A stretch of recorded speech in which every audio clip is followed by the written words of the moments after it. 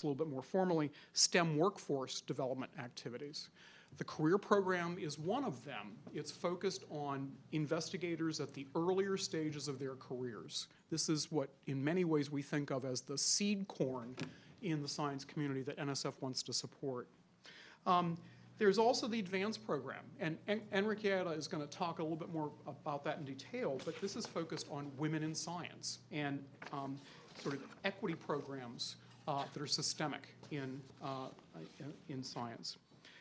Infrastructure programs, the classic one is MRI, the Major Research Instrumentation Program at NSF. This is a program that is about instrumentation in any of the areas of science, technology, engineering, and mathematics that NSF supports. TJ is going to talk about that in a little bit more detail.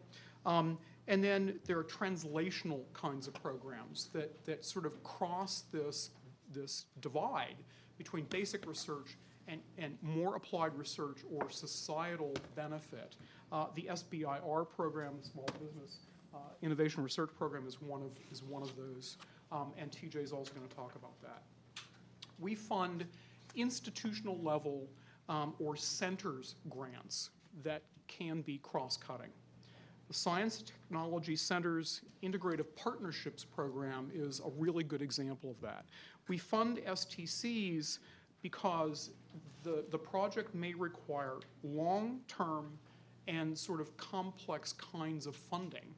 STCs can be funded for a set of 5 years, after which they undergo review, and then they could be funded for another 5 years. So as much as 10 years of funding for STCs. These also may require kinds of complex collaborations between the academic institutions, industry, and the national laboratories, as an example. So, to find cross-cutting programs,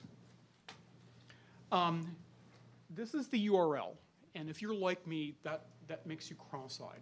So you're going to want to noodle on the NSF website. And the way to do that is to go to the NSF homepage, select funding from the top left-hand corner on that black banner menu. And on the next page, you select cross-cutting and NSF-wide from the program areas that's on that next page. And if you do that, it will take you here to a result, and you'll get a sortable set of cross-cutting programs across all of NSF if you do it from the NSF homepage. So let me work my way into some particular examples. We've talked about rapids and eagers, and I think Kevin talked about these at length. I'm simply going to reiterate some of what Kevin said. Rapids and eagers are a way that NSF is able to respond nimbly to new ideas or to a sense of urgency. Rapids are designed to offer a limited amount of funding to be able to respond to a project that has some sense of urgency about it.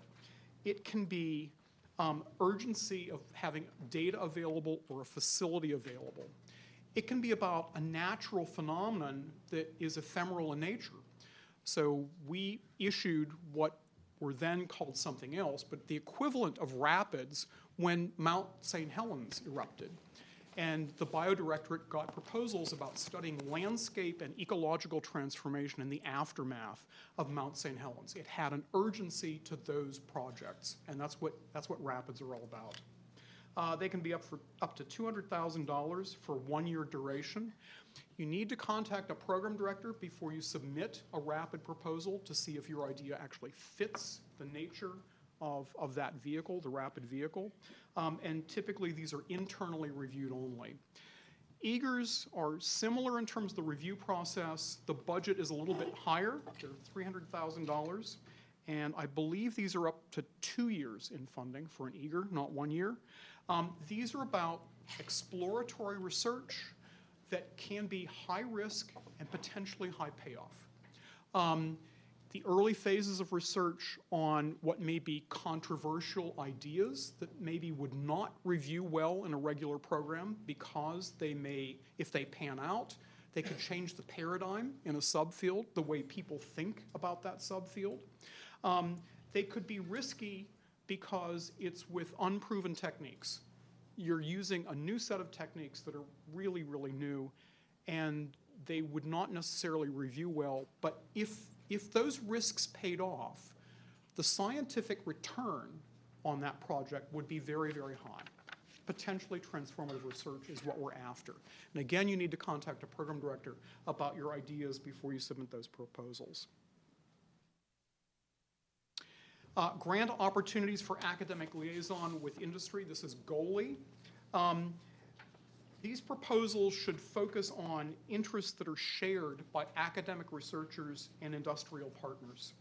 And they ought to be on topics that will further the scientific and the engineering foundations that in turn, if those foundations are moved forward, those foundations can then be used for the industrial partners to actually develop breakthrough technologies that meet industrial needs.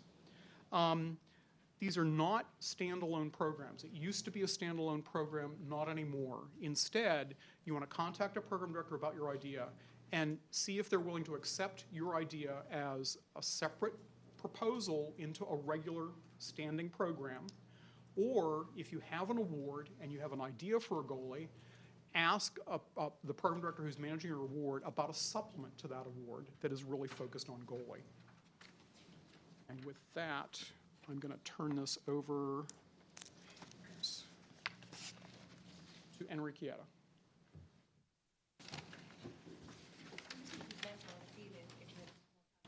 Yeah. Oh, well, yeah.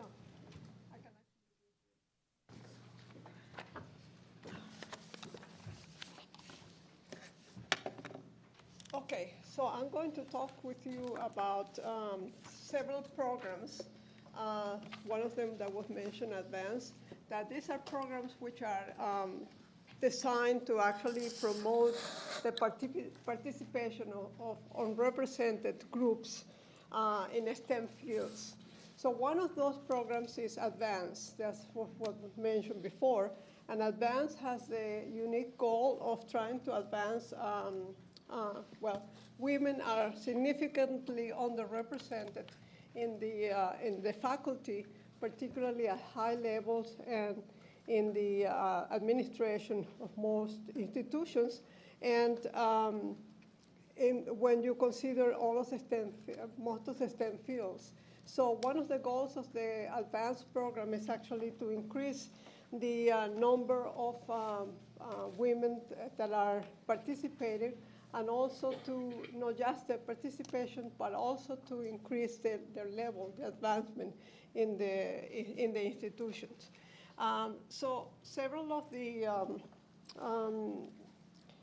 in addition to that, the goal is that by promoting women and increasing their level, you also will increase the equity in the workforce.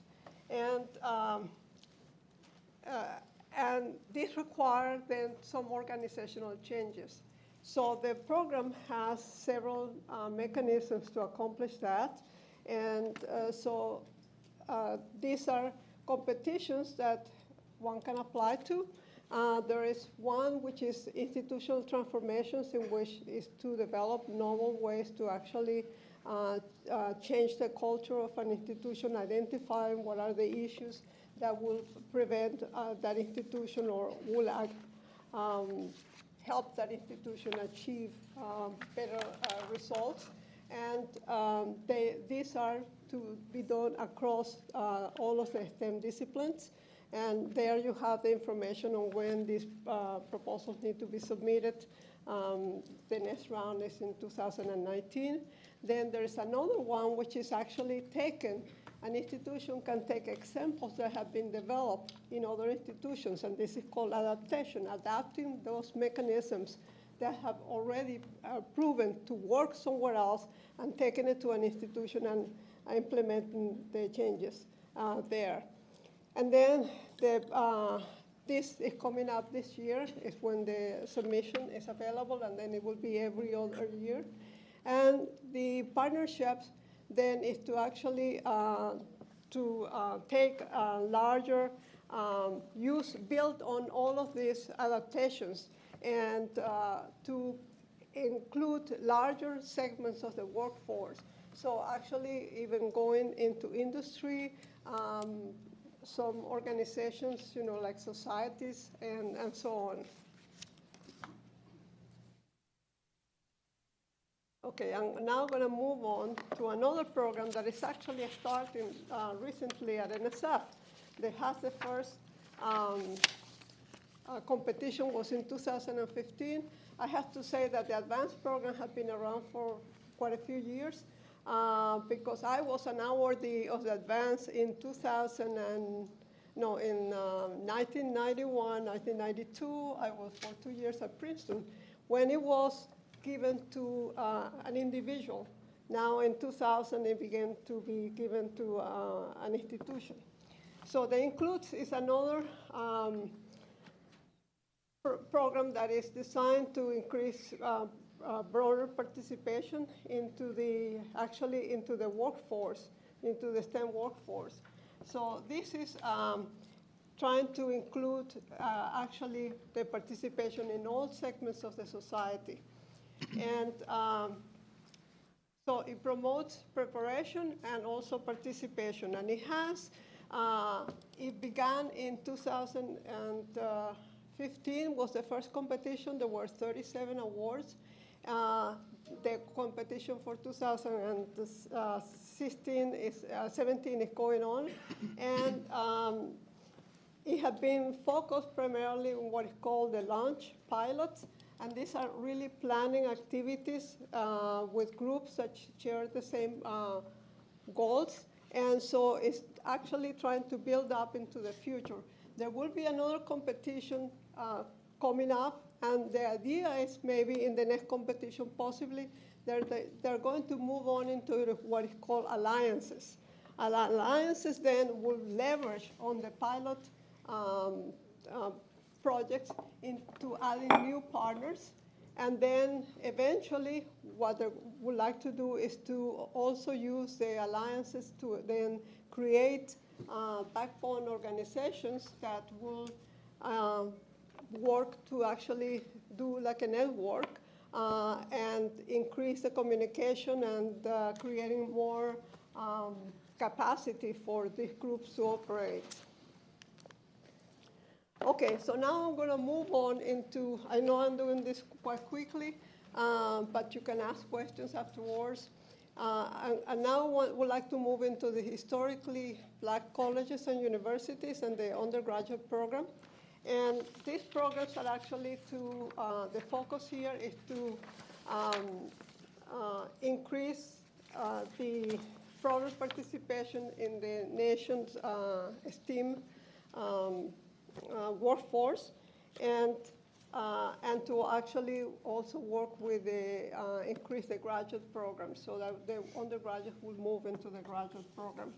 In fiscal year 17-18, about $50 million were dedicated to different mechanisms that the HBCU have for investment. So there are different tracks that one can apply to. There is the Research Initiation Awards, which are actually given to faculty for research at these HBCU institutions. And you can see there when the submission is and the duration of the awards. And there is also right here on the, is this it? Well, there's on the left side, you see NSF 16538 that refers to the solicitation that you can look up for additional information. Then there is the broader participation. This is actually to study or to create new models for increasing the participation in STEM undergraduate education. And then there are several other mechanisms, three other mechanisms and a new one, which are very specific. The first one, targeted infusion, is a short-term mechanism for a well-defined goal. The implementation to achieve competitiveness is, the focus there is to increase the number of students. And the excellence implementation is actually to build on the previous implementation projects. Then more recently, there is the new mechanism of broadening participation research centers. And this is to support or conduct research at high level and at institutions that have already 3 rounds that have gone through the implementation, achievement, competitiveness, or the excellent implementation. So there are quite a few avenues for applying through this program. And the last one, I'm going to skip this one. And the last one that for the HBCU that I want to mention has to do with research infrastructure for science and engineering. And this is called RISE. And this is actually to build the infrastructure to be able to do research and to and also to produce doctoral students in STEM education at these institutions. So I'm going to go back to this one. There is the Center for Research Excellence in Science and Technology. These are called the CREST centers. And the CREST centers, sorry, I just got to go over my. Okay, these are to both enhance research and education. These are more, I have left behind the HBCU, and these are actually more focused on serving minority institutions. So the research and education are for the CREST centers.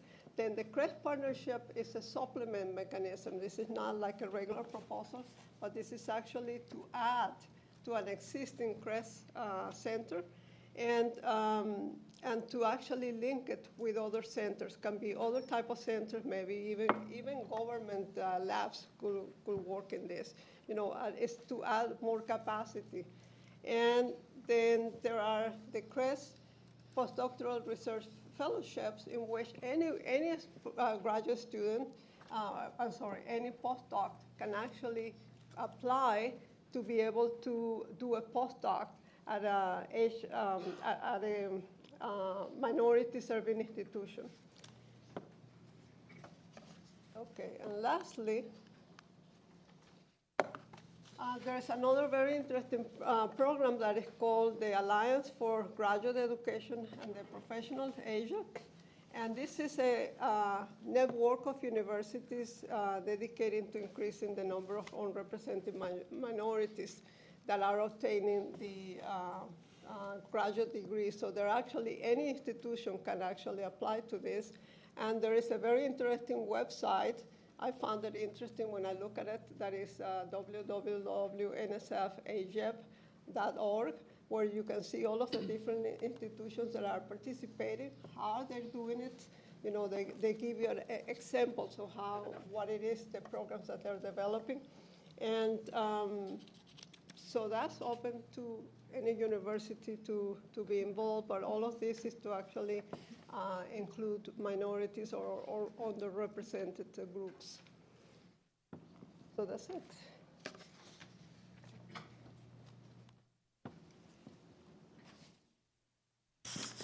So the next cross-cutting program or area that I'm going to talk about is the BRAIN initiative. And this is really a very broadly based, multidisciplinary area that's aimed at understanding the enormous complexity of the brain. And in part, that means that it's focused on understanding how brain neural activity in various environments and social settings results or enables complex behavior and cognition. That is a grand challenge that is sitting at the intersection of a whole variety of disciplines. So many directorates are involved in this effort. Information sciences, physical sciences, behavioral and cognitive sciences, as well as the biological sciences are involved in this effort. That URL, www.nsf.gov.brain, is the website where you'll find the most resources, sort of a comprehensive list of resources and information available about the large umbrella that NSF is calling Understanding the Brain. And this area is inclusive of both disciplinary programs throughout NSF as well as interdisciplinary activities that have spun up associated with understanding the brain. So one of the menu there that you see in orange, you can select resources and get a list of all the programs that are involved or that have spun up in this larger umbrella activity. For example, there are programs in the math and physical sciences. So for example, the physics of living systems is essentially a core program in the Division of Physics in MPS, and that's involved in understanding the brain. All three of the core programs in the neural systems cluster in my division of integrative organismal systems are involved in that activity. And then there are these cross-cutting activities that are also associated with the brain, with understanding the brain and the brain activity. Another selection on that menu is the Brain Initiative itself, and this was started in the last administration, and it has a number of cross-cutting thematic areas. BRAIN stands for, let's see if I can find it, Brain Research through Advancing Innovative Neurotechnologies. So those thematic areas are umbrellas that involve a number of core programs, so that tends to be the disciplinary piece of this, as well as a number of cross-cutting areas and solicitations that have sprung up underneath each of those themes. So an example of a program in neurotechnology and research infrastructure, one of the themes that's listed there, is the Neuro Nex Program. And that program is designed to foster the development and the dissemination of innovative research resources, instrumentations, and neurotechnologies, and theoretical frameworks. So there's theory development associated with this activity as well for understanding the brain across spatial and temporal scales and in different species. This is not just about humans, okay? It includes humans, but it's not just about humans. An example of a program that sort of speaks to quantitative theory and modeling is the Collaborative Research in Computational Neuroscience program. That program has been existing at NSF ever since I've been there. This is my 17th year at NSF. That's not an old program, and yet it's one of the programs that is already cross-disciplinary, has been cross-disciplinary forever, and it's now being folded into this larger heading of understanding the brain.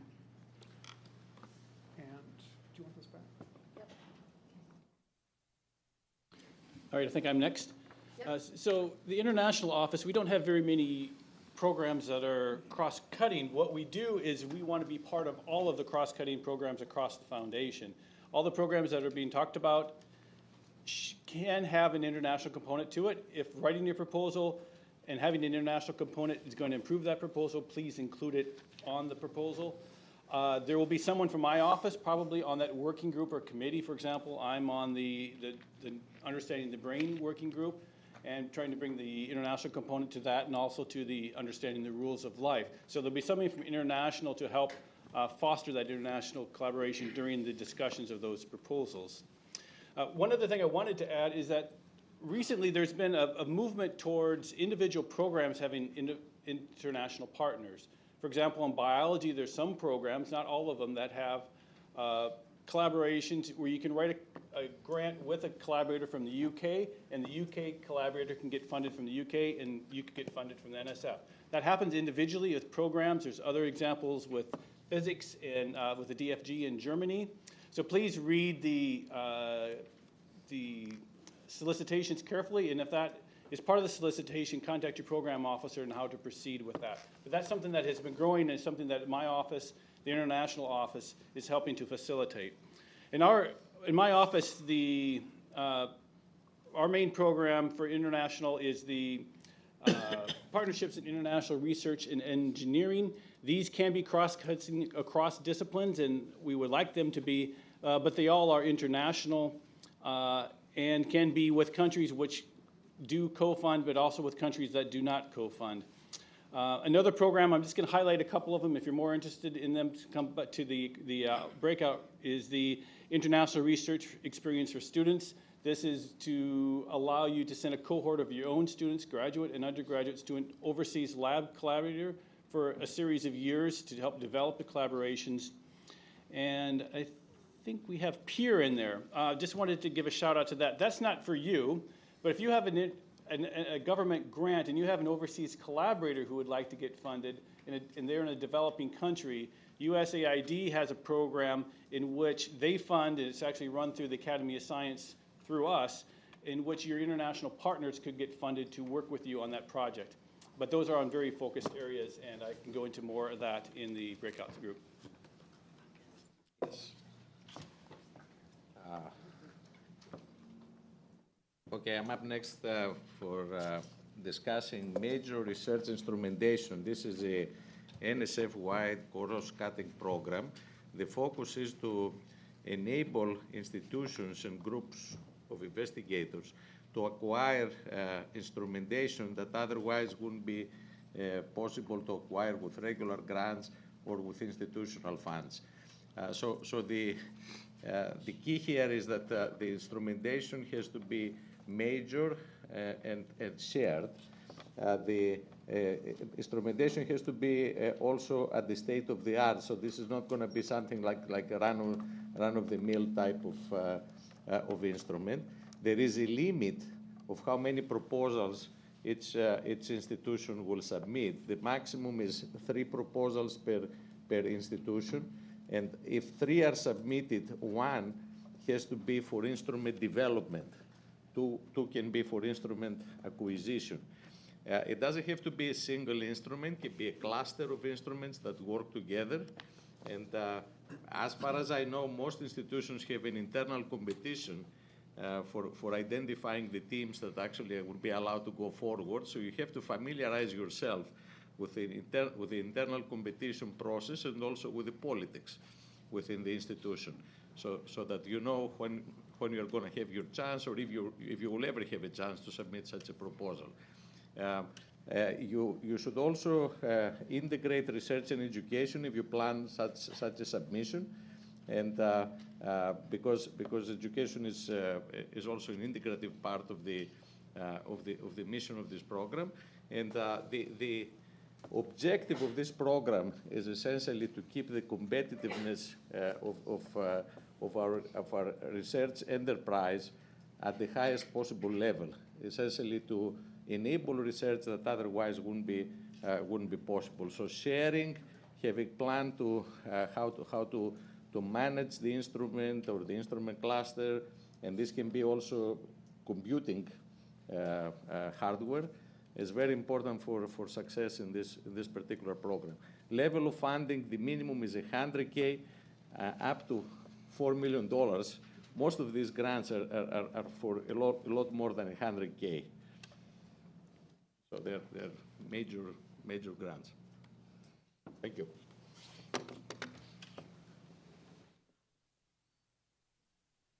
Let me talk to you about the Graduate Research Fellowship Program, GRFP.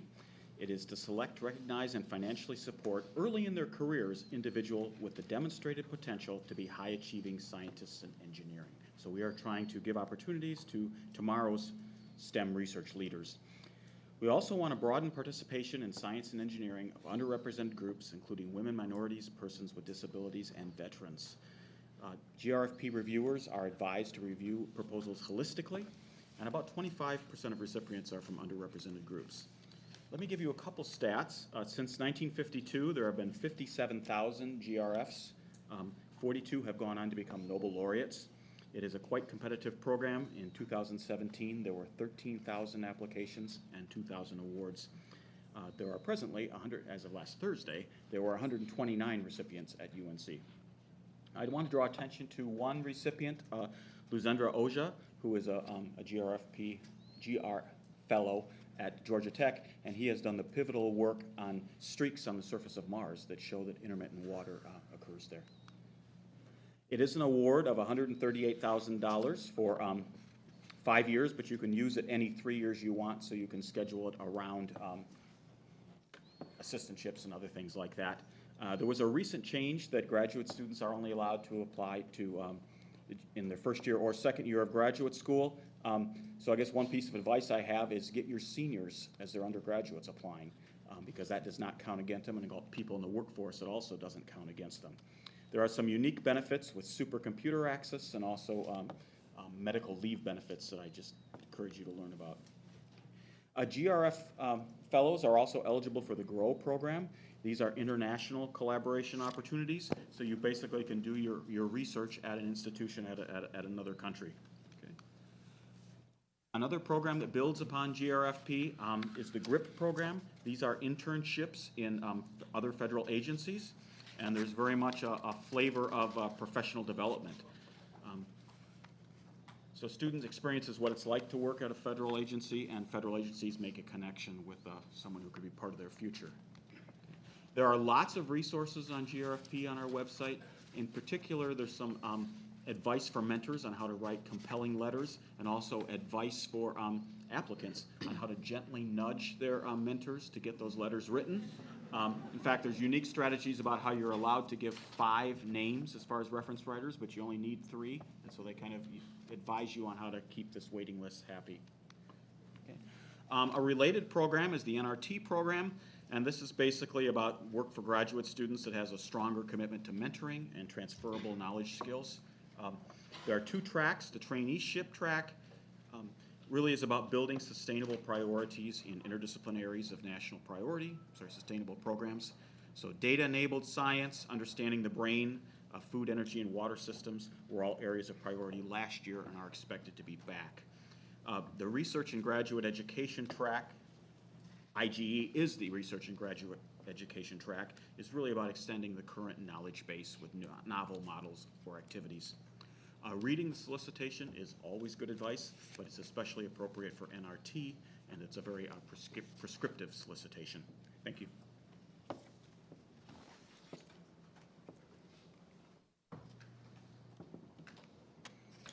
Okay, I'm going to talk about REU, RET, and RUI, and this is just a few brief comments because I'm going to be talking about this in more depth in the second breakout session if you're interested. REU, there's actually sites and supplements. Most people think of it in terms of sites. These are the heart of this is really workforce development and also broadening participation, in that we're trying to bring students into the research endeavor as early as possible. So you're bringing in undergraduate researchers into research programs, and you're bringing you're giving as much of that opportunity as possible to students who wouldn't otherwise have research opportunities. They're coming from institutions with very limited resources for that.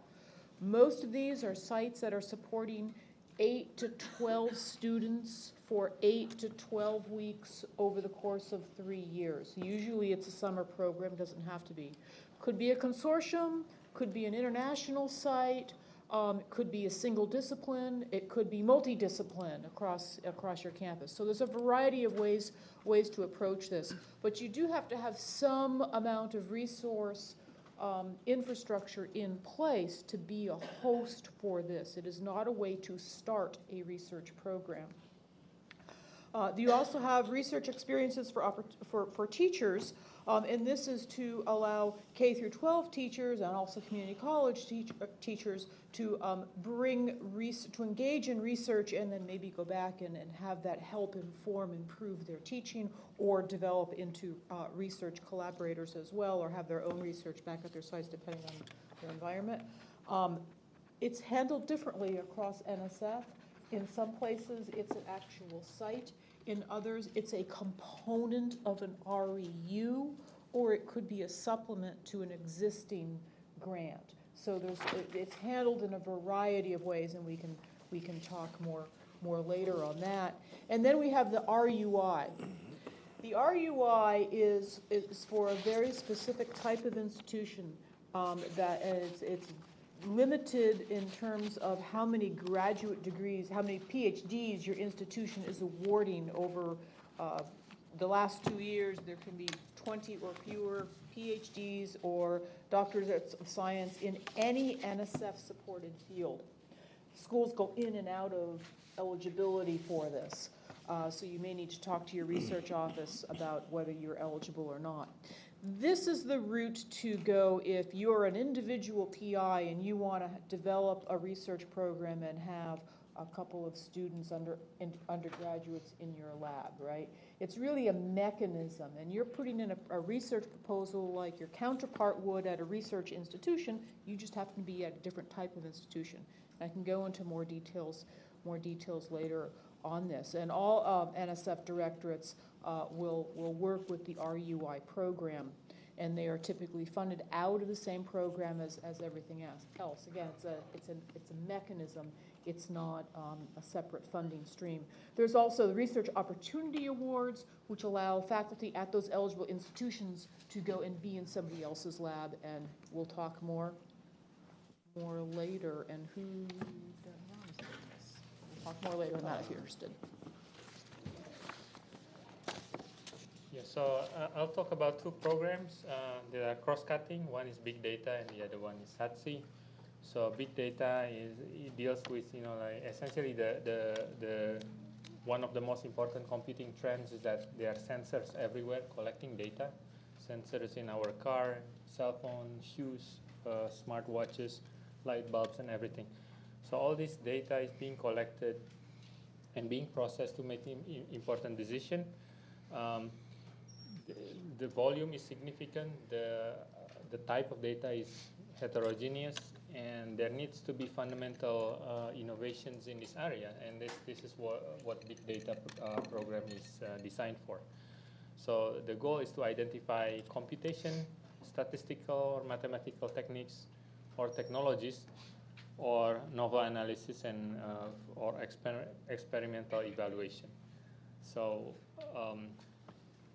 the proposals submitted into this program need to identify big data problem, how it advances the state-of-the-art core technologies, and so on. So the total size of this program is $26 million. There's multiple directorates that are involved in this space. Typically we award around 27 awards each year. So there are two categories for a big data awards. So one category is foundational, so techniques that deal with foundational technologies to enable this big data processing. The other one is innovative applications. So what new applications can be applied within this context? So that's big data. And the next one I'm going to talk about is SATSI, or Secure and Trustworthy Cyberspace. This one looks into all aspects of computer security and privacy. This is an NSF flagship program in this space. Multiple directorates, again, are involved. And this, the budget is roughly $80 million, and there's more than 600 currently active grants. These are some of the categories of work in this space. So you can see all kinds of topics, areas, and it's very important. It's getting increasing attention these days, especially with the Internet of Things devices being embedded everywhere, and then the security protection that is afforded and the privacy is very limited, right? So it's like a time bomb. It's just waiting to happen. All right, I'm done.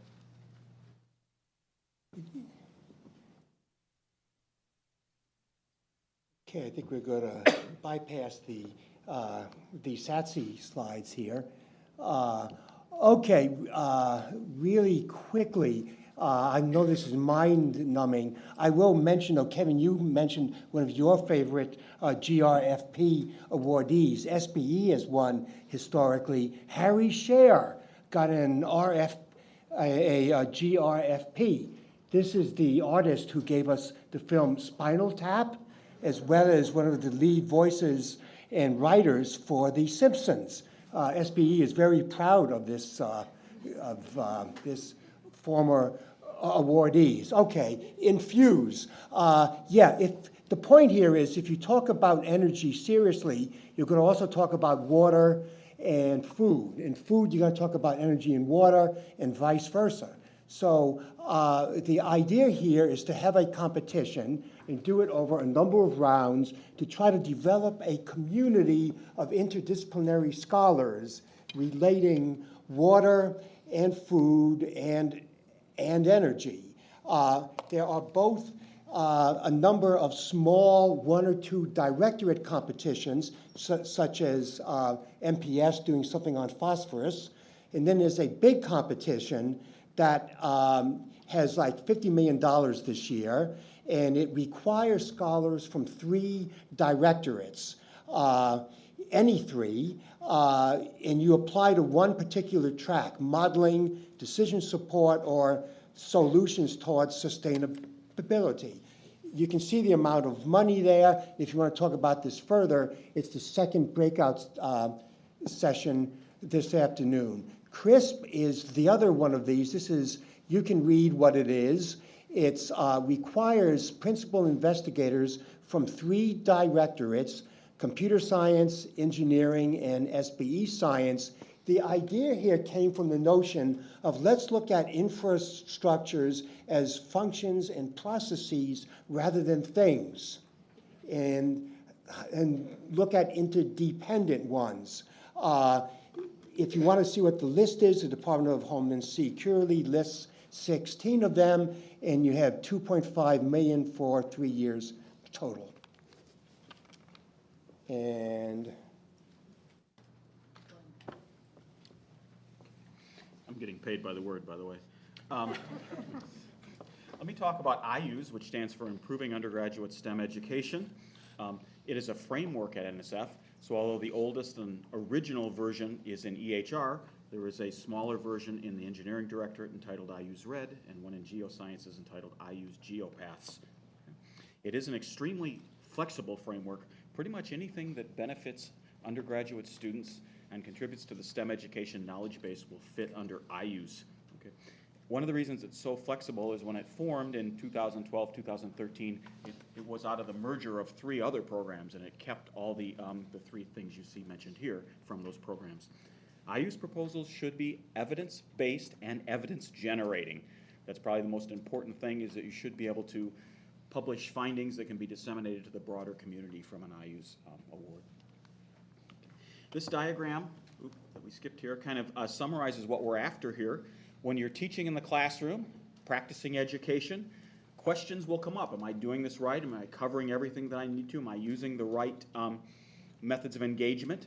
And those can give rise to studies in educational research, where you compare 2 things and collect data on them, and the findings from that can give you insights into how you should best be teaching in the classroom again. And so we get this iterative cycle of refinement, and that's really what IUs is after. Okay. There are big projects coming in the fall, about 300,000. I'm sorry, small projects in the fall, 300,000. Bigger ones, 600,000 to even 3 million in the winter.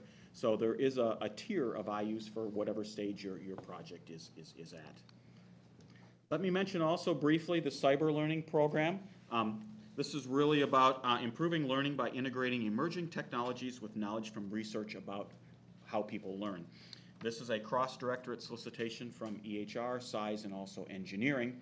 And I would say there's a movement in this program to have it be more exploratory in nature, to really be about really about cutting-edge, sharp cutting-edge projects for the future. I do have a breakout session on STEM, and you will have to come there to learn about STEM. Okay, I'm getting paid for being laconic, so I have to use this Greek word. So the NSF Innovation Programs is what I'm going to discuss next. The first one is ICOR.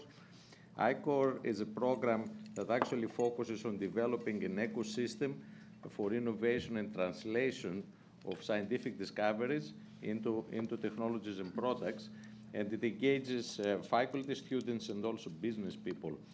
There are three flavors: the I-Core team, which includes a student and entrepreneurial lead and a business mentor; the I-Core curriculum, which focuses on developing online instruction; and the I-Core regional node, which is essentially a group of institutions dedicated to advanced entrepreneurial research.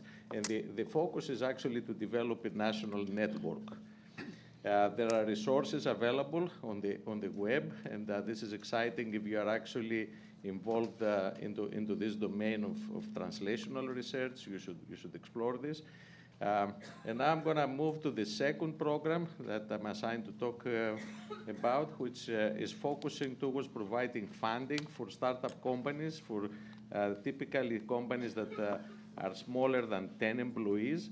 And the idea here is of course, to develop societal and economic benefit through catalyzing private sector commercialization of research.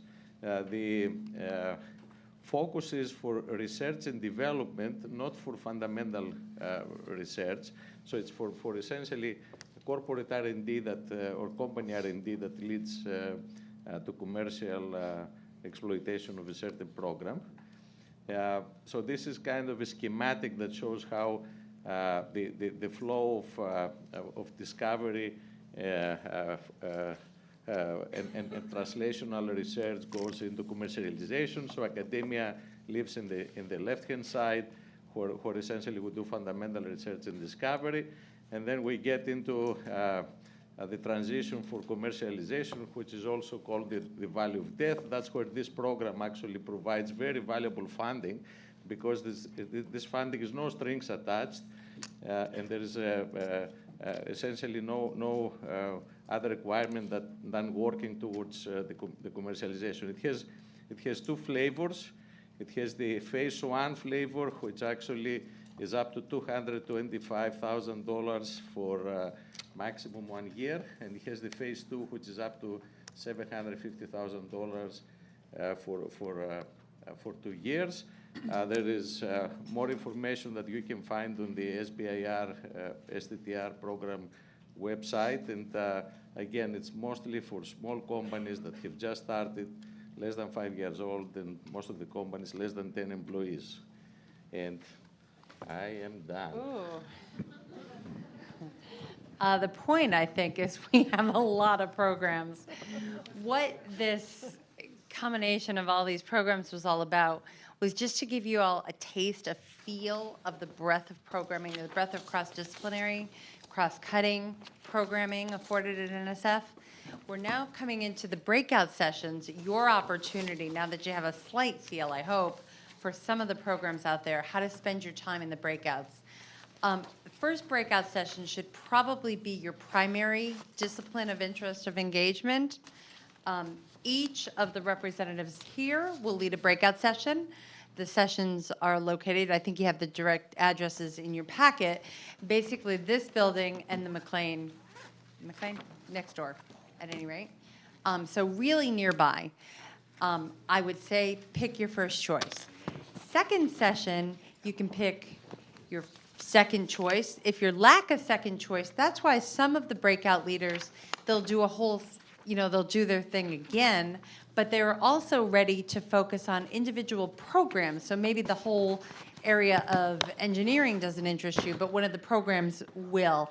It's kind of a mismatch. I mean, not a mismatch, but a hodgepodge of stuff. The hope is that you will always be able to find somebody who can at least direct you, if not answer some questions about the things that you're interested in.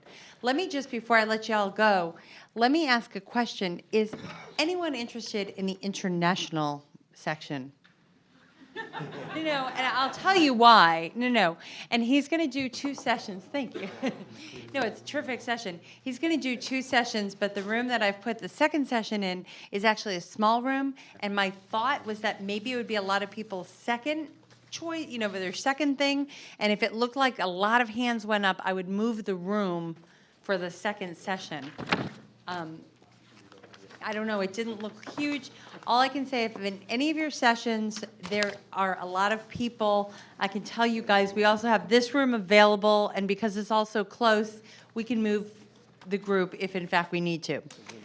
So, that's it for now. Go off to your breakout sessions and enjoy it.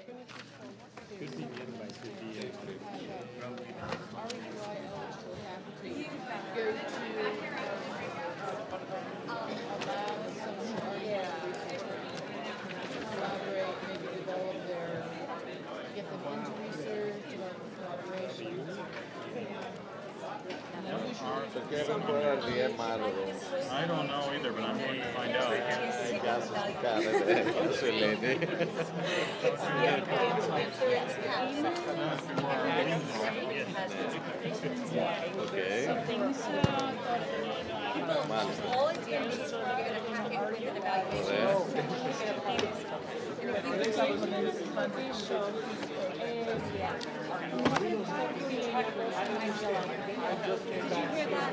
Try to remember Καλύτερος τρόπος είναι να γνωρίσεις το to program fill director. out the evaluations that's in your packet, and you guys pick them up if you could. That'd be awesome, and I'll make a plug at the end of the session. Αυτό που λέμε το develop pattern sequence. Ο πιο εύκολος τρόπος είναι να αρχίσεις να επισκεφτείς την ΕΝΣΕΦ.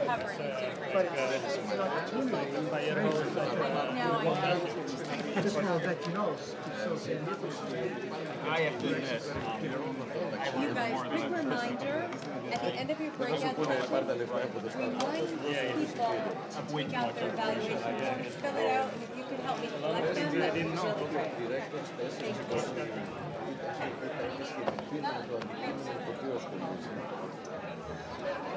Μην φτάσει να μου στείλεις ένα email και το ρωτήσω. I'm sorry, you find the method that this is straight, I do this and that.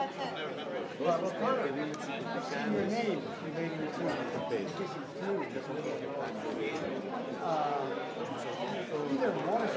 The thrust of your work. MR3. I don't know, whatever you tell, whatever you. When is MR340? This one? I think my name was. But I can't recall. You know what, that's right outside. Okay, all right. Now, if anyone's room, and it might be too small, bring your group back here. Or I'll take them outside, the rain stop. But you know, Yeah. one last thing, before you conclude your breakout session, if you could encourage them in their package to take out their evaluation. Oh, yeah. I will That would be mandate. LISA I will mandate it. No, really, and try to Yeah, collect them. of course, it's important to get feedback. Yes. LISA. I'll tell them if they don't return it, we're not going to come back to North Carolina. For another 10 years. Yes, honey. Οπότε αυτό είναι σημαντικό. Στείλεις δηλαδή βασικά το τι κάνεις. Outside who are giving directions to the room. I'm so sorry, I just Τη don't. δουλειά που σκοπεύεις να κάνεις εξάρτησες. Και το άλλο το οποίο είναι σημαντικό είναι να βρεις ποια μέρα είναι available για αυτοί οι άνθρωποι. Για να κάνεις το ταξίδι εκείνη τη μέρα. Το καλύτερο χρονικό διάστημα ήταν να τελειώσει το semester στο department, στο πανεπιστήμιο όσο. Υπάρχει αυτό το sweet period mid-May to mid-June. Mid-June μετά αρχίζουν όλοι οι επόμενοι πρόγραμμοι, όσο πάνε ταξίδια που εκεί τις δέχονται. Οπότε εκεί μέσα σε αυτό το μήνα, σύντομα ένα μήνα, να βρεις μια μέρα που να είναι όλοι εκεί. Κάτω 4 ραντεβού θα σου βγάλουν ένα visitor tag. Θα θες εκεί στην Nsf, θα πας στο visitor tag και θα τους δεις αυτούς. Οπότε that's the best way. Και αν έρθεις εκεί, να μου πεις, θα μου στείλεις ένα email, θα του δώσω την κάρτα μου. Και άμα χρειάζεται οτιδήποτε, ας πούμε, δηλαδή, εγώ μπορώ να σου δώσω generic advice για το πώς θα κάνεις το career proposal και αυτά μπορώ να σου πω. Μπορώ να σου πω, ας πούμε, για το αντικείμενο. Αλλά το πώς θα το κάνεις, ας πούμε, να είναι successful, δεν θέλει να το στείλεις. Εντάξει, υπάρχουν ορισμένα, ας πούμε, πράγματα που πρέπει να προσέξεις. Και βασικά τώρα αυτή είναι η πρώτη χρονιά σου, είπες. Μόλις ξεκίνησε τον Ιανουάριο. Μόλις ξεκίνησε τον Ιανουάριο. Τώρα αυτό δηλαδή που θα κάνεις τώρα είναι το εξής. Θα αρχίσεις να δουλεύεις την ιδέα του career. Δεν το κάνεις submit τώρα.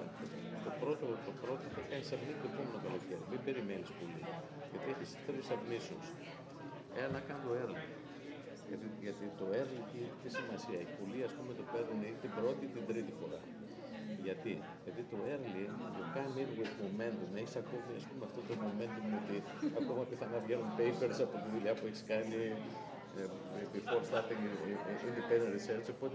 Οπότε είσαι ακόμη active, έχεις αυτό το wave that brought you to academia. Take advantage of put the first submission early.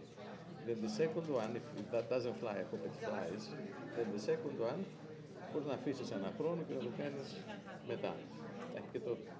Και το τρίτο μετά, άμα χρειαστεί, you follow. Hopefully δεν θα χρειαστεί κανένα από τα δεύτερα και τρίτα. Αλλά ένα λάθος που κάνουν πολλοί είναι περιμένουν για το πρώτο submission, περιμένουν πολύ καιρό. Just get into the mindset ότι το επόμενο καλοκαίρι, 20 Ιουλίου, στέλνεις το proposal και μετά πας στη Ελλάδα για διακοπές. Έτσι πάει. Πρέπει να you have to reward yourself. Γιατί θα είναι πολλή δουλειά. Εκείνος στους 2 μήνες, ας πούμε, Μάιο, Ιούνιο και πάρει το Ιούλιο, θα είσαι focus σε αυτό, you'll have no life και ξαφνικά το κάνουμε submit. Από τη στιγμή που το έκανες submit, it's out of your hands. Φεύγεις. Εγώ αυτό έλεγα, ας πούμε, σε όλους τους junior colleagues που είναι, όταν είσαι ένα τέτοιο, ας πούμε, major submission, put some reward after that. Δηλαδή βάλε κάτι το οποίο... Αλλά θα πρέπει να αρχίσεις να δουλεύεις τώρα την ιδέα, γιατί η ιδέα θα πρέπει να την κάνεις κατά κάποιο τρόπο mold, να είναι κατάλληλη για career proposal. Τι διαφορά έχει το career proposal από το unsolicited? Το unsolicited είναι ένα 3-year project, το οποίο έχει αρχή και τέλος, ας πούμε, και το οποίο είναι κάπως focused, ας πούμε, σε μια area που έχει αυτό, ας πούμε, το deliverable που θα είναι, ας πούμε, research αυτό. Το career έχει λίγο κάτι παραπάνω, έχει αυτό το ότι έχει 5 χρόνια και είναι βασικά το main theme της δουλειάς που θα κάνεις για 10 χρόνια. Παρά το ότι έχει αυτό το theme, θα είναι πάλι 5-year project, δηλαδή θα είναι ένας graduate student και εσύ. Θα έχει δηλαδή τα tasks που θα κάνεις, θα είναι ανάλογα με το budget και το budget θα είναι αυτό που είναι, δεν θα είναι πάρα πολλά τα χρήματα για να έχεις, ας πούμε, πολλούς support, αλλά θα πρέπει να τους κάνεις educate εκεί about the theme of your research, what is going to be your thrust in terms of moving your career forward. Είναι δηλαδή σαν ο κορμός του δέντρου. Ο οποίος ο κορμός θα μεγαλώσει και θα κάνει και κλαδιά. Τα solicited proposals είναι ένα κλαδάκι. Αυτό και είναι 3 years και we move on. Μην διστάσεις επίσης τώρα, δεν ξέρω πώς είναι στο CMMI, έχουν Windows ή έχουν για solicited proposal. Έχουν Windows ή έχουν deadline. Έχουν δηλαδή Windows of submission ή παίρνουν proposal at any time. Μπες μέσα και διάβασε. Unsolicited. Αν είναι Windows ή ένα stick. Γράψε ένα unsolicited, ακόμα και αν είναι η first one, και στείλ το φθινόπωρο. Αυτό είναι το καλοκαιρινό σου project. Το γράφεις αυτό, δοκιμάζεις, πας διακοπές, μετά γυρνάς και το γυρνάς. Πάντα καλό είναι να υπάρχουν, έστω λίγο. Πάντα να παίρνεις κάποιο λίγο break. Και το βάζεις αυτό μέσα. Το proposal που πήρα, όταν το διάβαζα μετά έλεγα «Μάνος Παναγία από αυτό πώς πήρε λεφτά». Δεν ξέρεις, γιατί στα unsolicited είναι διαφορετικό το περιβάλλον. Είναι, ας πούμε, ότι βλέπουν ένα project που κάποιοι μπορεί να τους αρέσει το theme και μπορεί να έχει flaws και να πει «Ω, το theme είναι great». Ας πούμε, κάποιοι άλλοι μπορεί να σου δώσουν extra marks because you are a starting investigator. Δεν ξέρεις πώς θα δουλέψει το panel. Και αν μη τι άλλο θα πάρεις feedback για εκείνη την ιδέα. Έχω έναν άλλον Έλληνα τώρα, ο οποίος θα πάρει, ποιος είναι σε chemical engineering, στο Radius, θα πάρει τώρα solicited proposal. Το είπα την περασμένη εβδομάδα. Αυτός είναι στο δεύτερο χρόνο, κάπως έτσι. Πώς θα ένα solicited? Του είχα πει, το στείλει ένα solicited, λέω, κοκαρία και δεν έχει στείλει. Λέει, άμα λέει τώρα θα πάρει το solicited, λέει, θα μπορώ να στείλω career. Άμα έβαλες την ιδέα για τον career, πρέπει να την αλλάξεις λίγο, δεν μπορεί να είναι ακριβώς το ίδιο. Γιατί αυτός βασικά τι ήθελε, ήθελε να στείλει το solicited με την ιδέα για τον career να πάρει feedback. Και τώρα θα πάρει το solicited. Οπότε, ποτέ ας πούμε, μη σκέφτεσαι ότι θα το στείλω και δεν θα πάρω. Δηλαδή στην Nsf, άμα είναι καλογραμμένο το proposal, μπορεί να το πάρεις, no matter what. Ακόμα και αν εσύ πιστεύεις, ας πούμε, that's not your best idea, other people may say that's great. Είναι πολύ subjective, ας πούμε, το evaluation. Οπότε αυτό σημαίνει, μη διστάσεις δηλαδή να στείλεις σαν unsolicited το career. Γιατί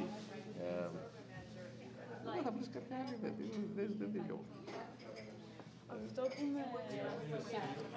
Αν θέλει να ξεκινήσουμε να Όχι, ξέρεις τι, προχωράμε τώρα μας ακούν όλοι, μιλάνε ελληνικά οι πόνοι. Δεν έχω κανένα πρόβλημα. Πάμε λίγο παραδίπλα. Αυτό που με προβληματίζει είναι ότι η έρευνα μου είναι πολύ μεταξύ urban economics και transportation. Τι κάνεις, ας πούμε αλγορίθμους, για πες μου λίγο μέσα για να γίνω oriented. Που έκανε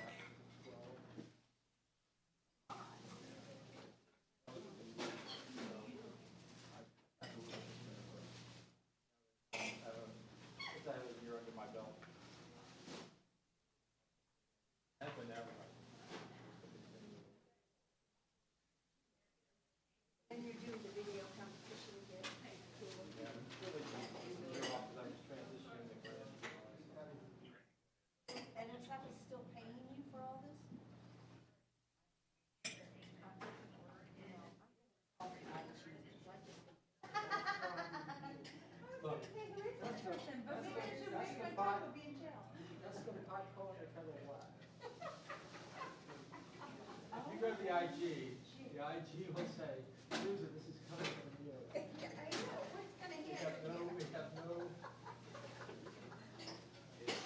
It is not true.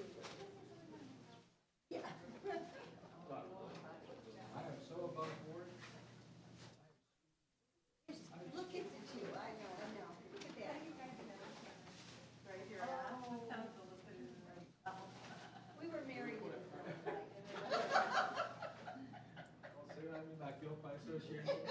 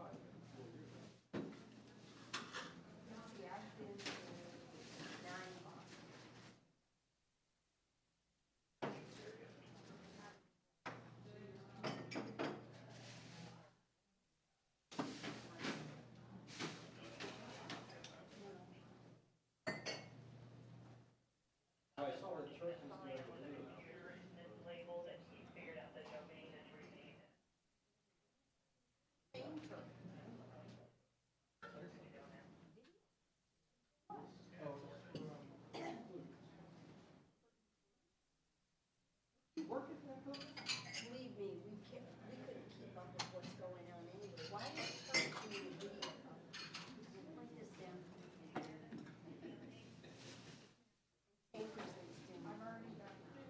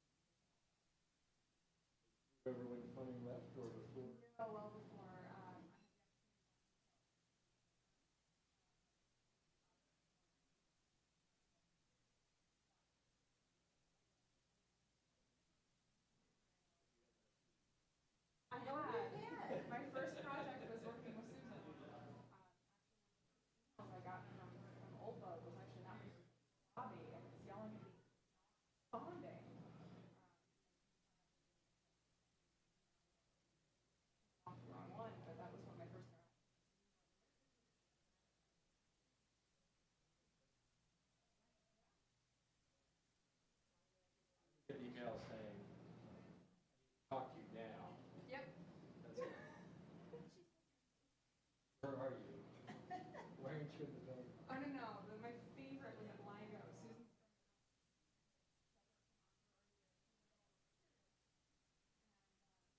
Jackson was like, here. Wait, where are you? And she said, now. No location, just now. Exclamation point. And we're like, oh, sweetie, we can't come until you tell us where you are. So are you guys still doing communication training? Did I see there was something?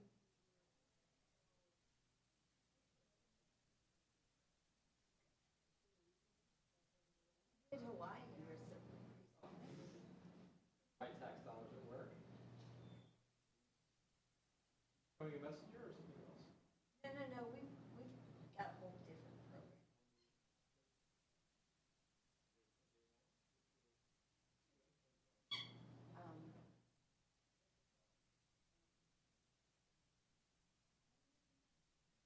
About that. What's it called? Flexibility. I know. Obviously, it's taking up a lot of your energy. What's it called? I'm looking at Dan this. and Joe still doing it? Yeah, Dan, we're just still doing it, Dan and Joe, but we do more coaching, is kind of So it's work no up longer with front. F-score. It is.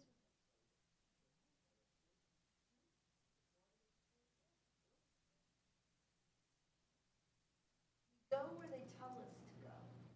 We did it actually Hawaii and Guam at the same time. They didn't want us to go to Guam.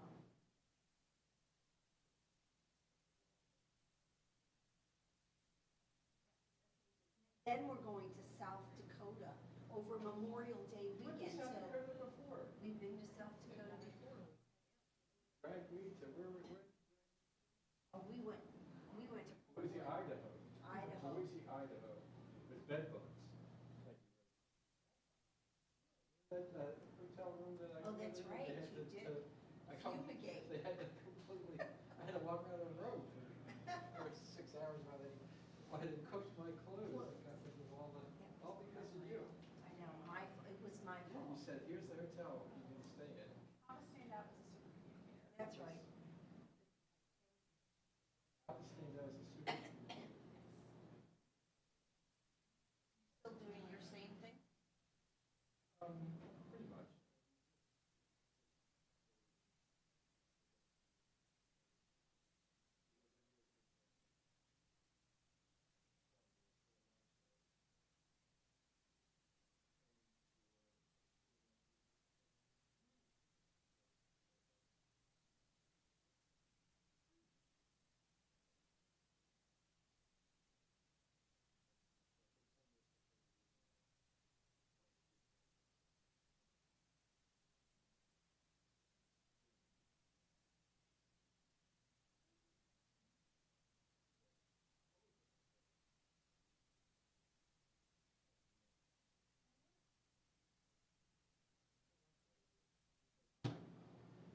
Better go.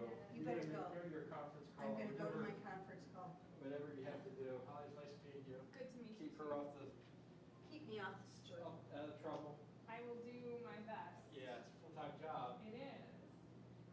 It was good seeing you. It was great to see you, Susan. See you Next later. time I'm in the building, I will stop by Yeah, please to stop see by. you. I was there last weekend to see my daughter and my parents too, so I go up all the time. Yeah. Anytime you want, come on. I stayed in Boston just because other home.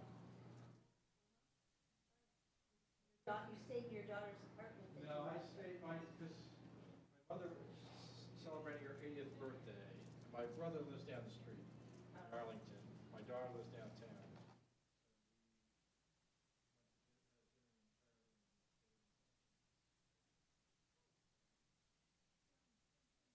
Got I it. am. Bye. Don't forget it.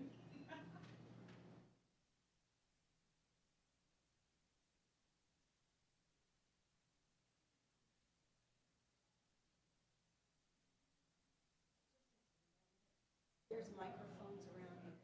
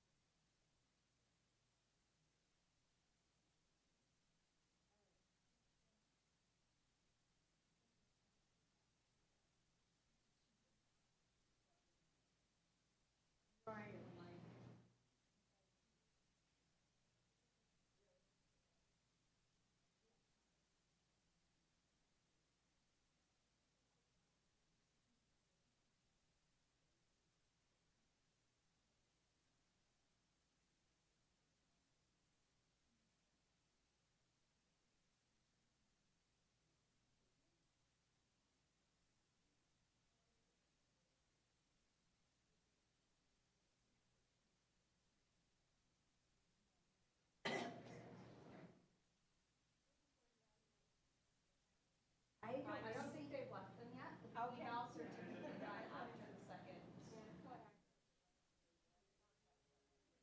Yeah, I don't know, unless they have them. I haven't seen them. Unless they were cleaned up, which I doubt. I don't, yeah. Clean up. We asked most everyone to bring them back.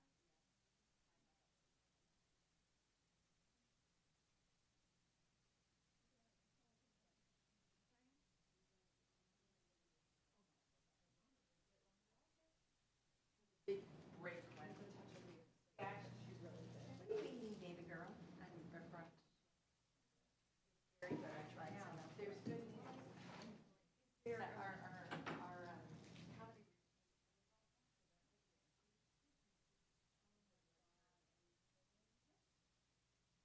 But I wanna,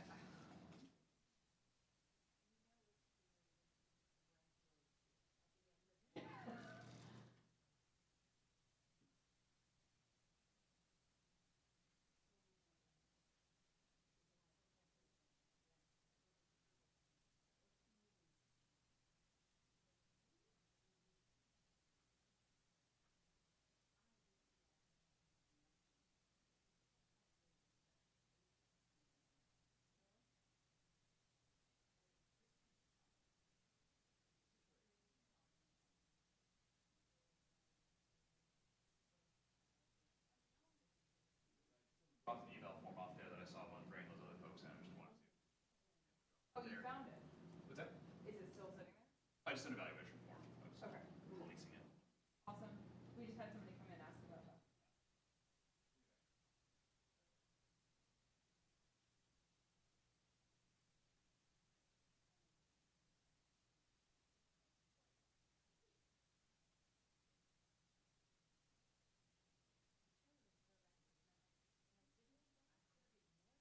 No, because we were not covering.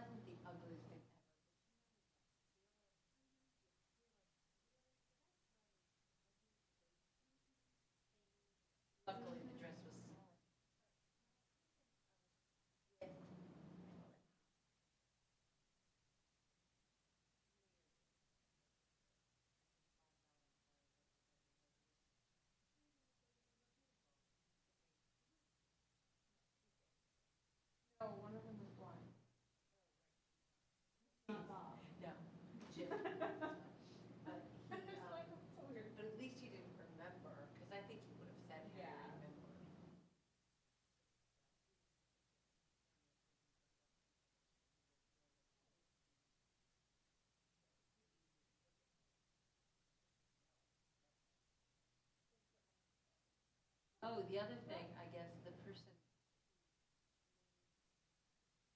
on the cake with me.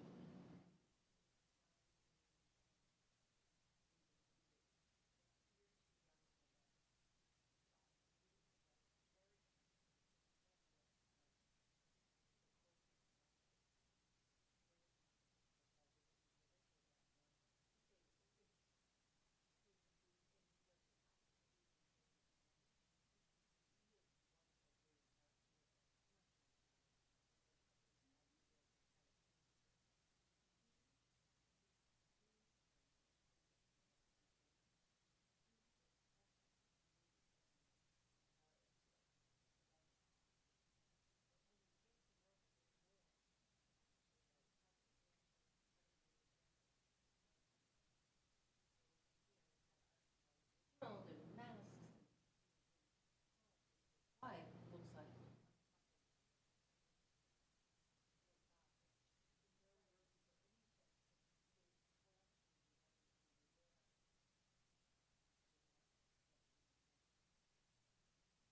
All excited. You got a new purchase. It was a giant rooster. You know where I got this?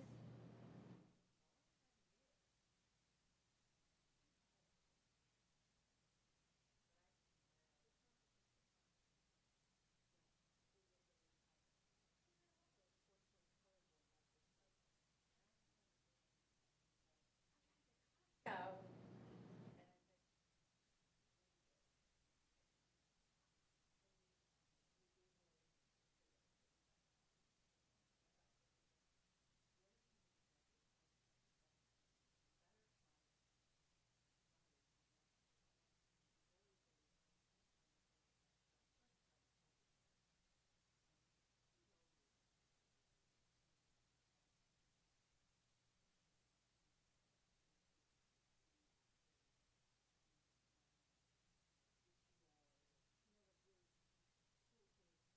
Mix of public service and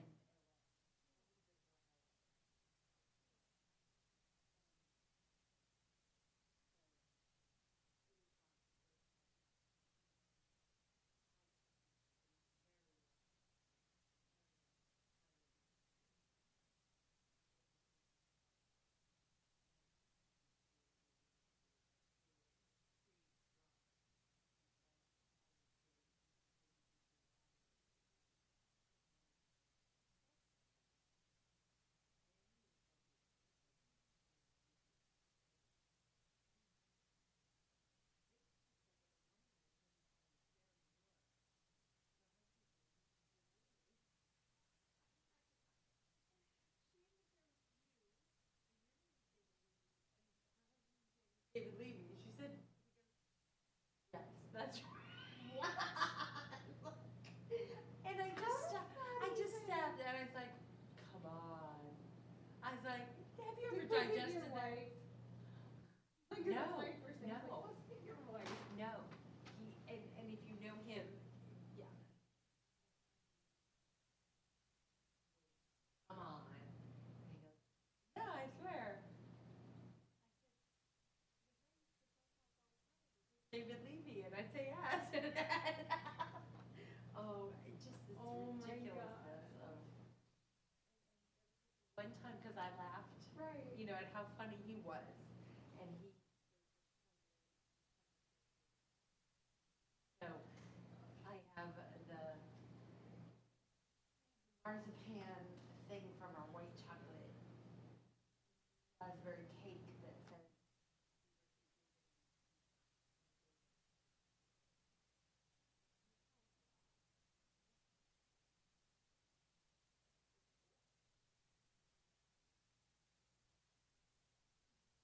So these are much better.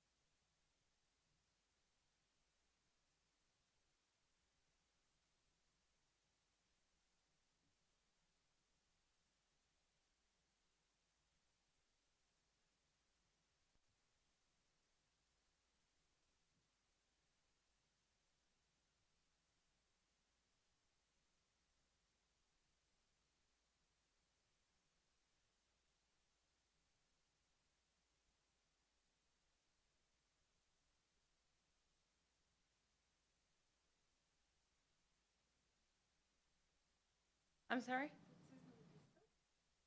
What happened?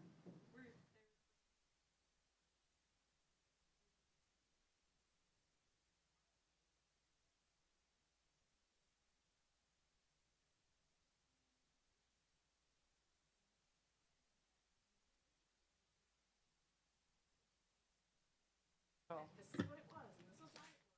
But also, That's right. you know, I could not articulate why this.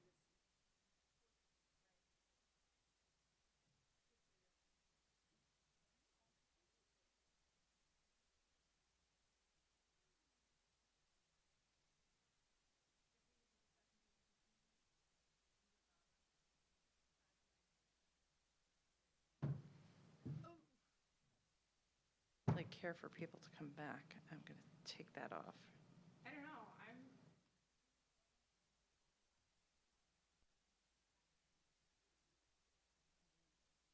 It's amazing how long the day goes.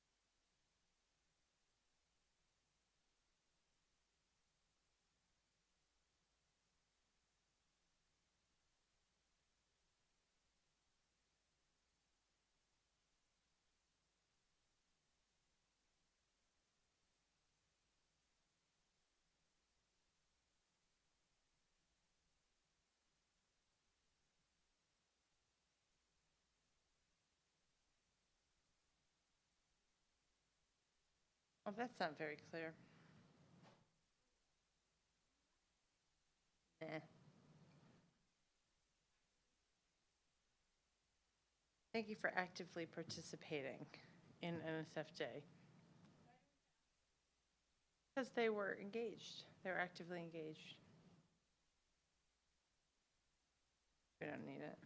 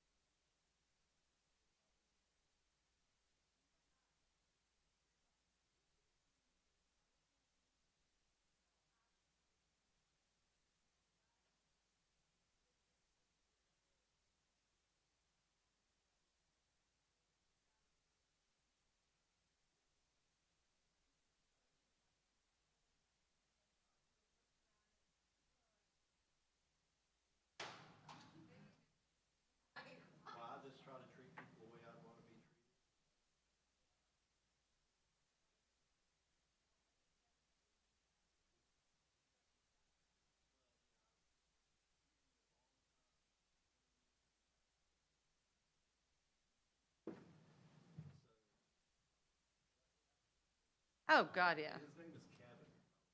Okay.